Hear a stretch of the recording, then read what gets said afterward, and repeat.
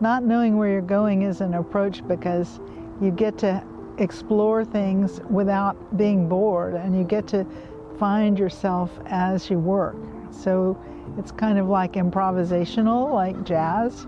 So you end up moving from one thing to another, and I don't know, staying open to what the moment dictates, what you feel like you want to see. And also, it's just more fun to work that way, I think. Well, one of the things that I think is interesting in my work is line, and I do have an energetic line that sometimes wakes up a painting when I'm in the midst of working on it. But I've always been interested in drawing and drew every day as a child. There's a fluidity of line with ink drawing that's also very intriguing to me, and I love working with pen and ink. One thing about the calligraphy that's intriguing is they're like beautiful drawings that we can't discern the meaning of. That also reminds me of something that interests me in work, abstract work, is there's a kind of a code, and we're all trying to understand the work and break the code in a way. I think it's interesting that the word image is in the word imagination, because I think imagination is part of what we're trying to capture and engage with when someone looks at paintings.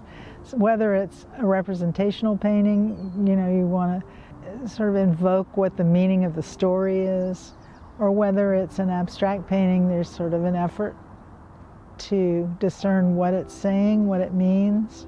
Artists all hope that their work will survive them, but tiny percentage does. It really has to do with the moment now and working now and connecting with people through the work.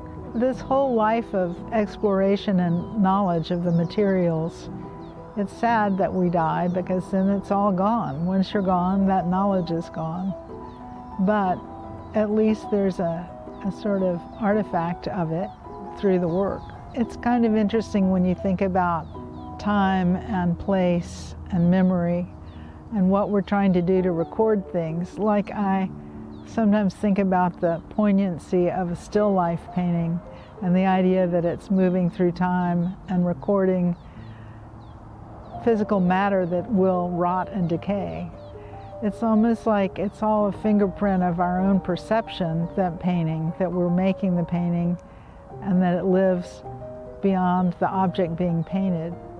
I do it because I love to paint, and I love the color and the light that comes through the color, and exploring the plane, the picture plane, and how to interrupt it and how to surprise myself with it.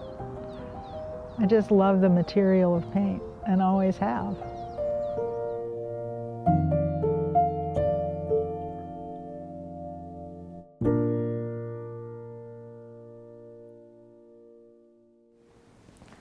Thanks for checking out our artist videos. This is Froelick Gallery's 30th anniversary. Hope you'll hit the like button and subscribe so you'll be up to date with all of our artist stories.